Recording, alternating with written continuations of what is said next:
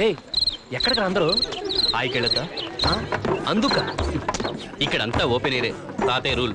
అయినా ఇంతమందికి ఎన్ని బాత్రూమ్లను కడతారు? రేయ్, అడ్డమైన ప్రశ్న లేక నడవరా. ఏం ఫ్యామిలీ రా, నరకరా బాబు. ఇంత చిన్న మనిషికి ఏమొస్తుందిరా? పాము వచ్చినా కూడా తెలీదు.